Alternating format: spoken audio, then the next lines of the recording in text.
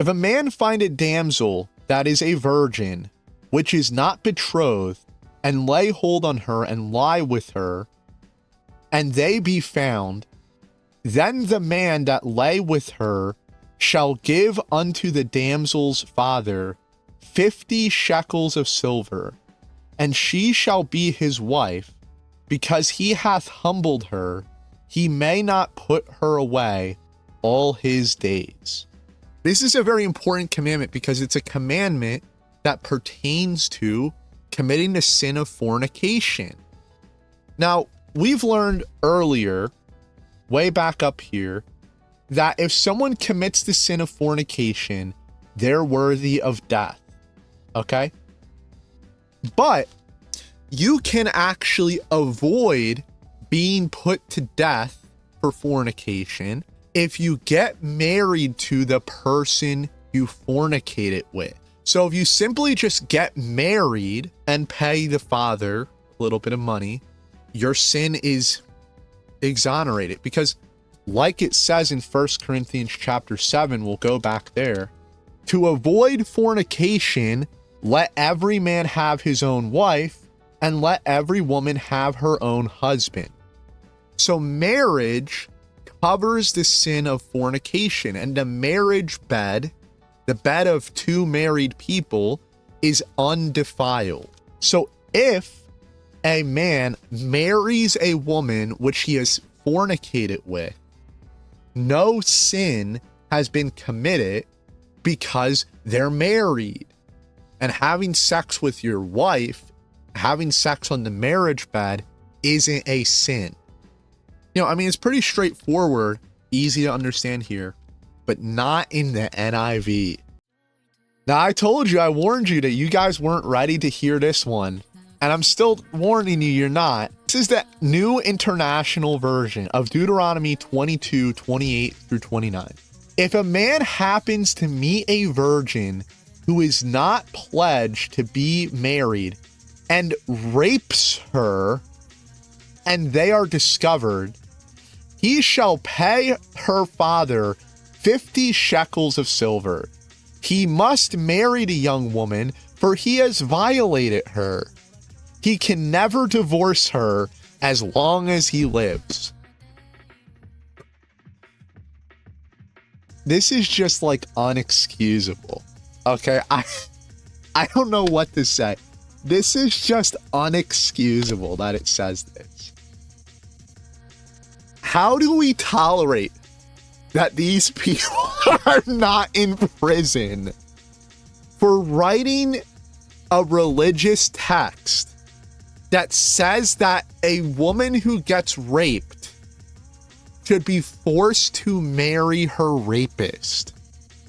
Especially when as we just read, rape is equivalent to when a man slays another man. Okay? When a man kills another man, that's what rape is. It's the same. It is just as bad. The sin that's worthy of that is equally as bad as murder. Oh, not a big deal. Just pay us 50 shekels of silver. Oh, boy, just pay 50 shekels of silver, and you're fine. You're fine. It's okay. And actually, the woman who you raped should be forced to be married to you for the rest of your life. How do you come to this conclusion? The NIV is so evil. I looked up, okay, because up here in verse 25, okay, we actually do have an instance of rape. And the words used here in English in the King James Version are force her. Now, this word force is the word hazik, okay? Now, I'm not a Hebrew speaker. Really, no one's a Hebrew speaker, okay? No one in 2026 is a Hebrew speaker.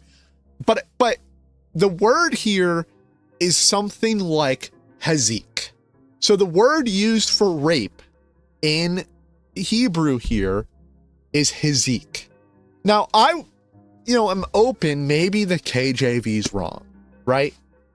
Now, I wouldn't want the KJV to be wrong, because if the KJV is wrong, God is commanding a woman to get married to the man that raped her, which is wicked as hell.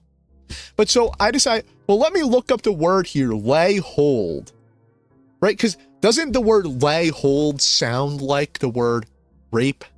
It sounds like, maybe you could construe this as he's holding the woman down and forcing her to have sex, holding the woman down, right?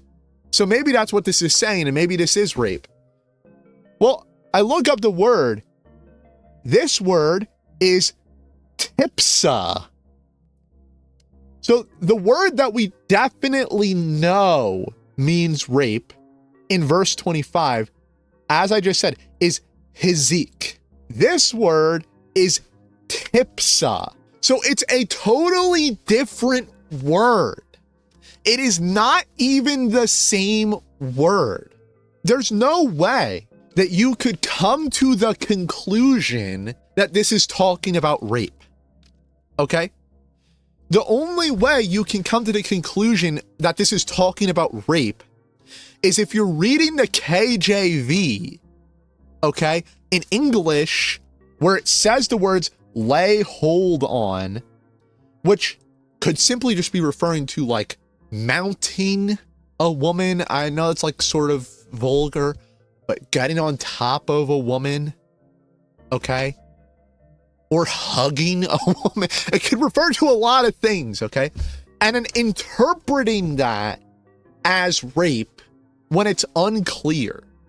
And ultimately, right, a lot of the NIV people are Christians, allegedly.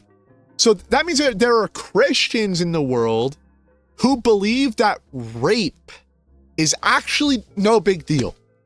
No big deal, guys. And, this is why it's so important to use the KJV, okay? There is no reason why you can't use the KJV. It is totally comprehensible. We're reading it right now. We're understanding what it's saying right now, okay? What are you gonna do? Use the rape Bible? What the fuck are we on right now? We're gonna use the rape Bible. It's 2026. No more King James Bible. I'm using the rape Bible. We go in rape mode, bro. We love the NIV. Gosh, bro.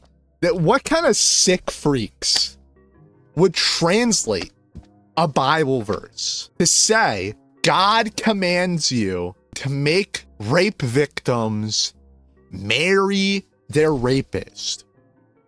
It's insane. It's completely insane.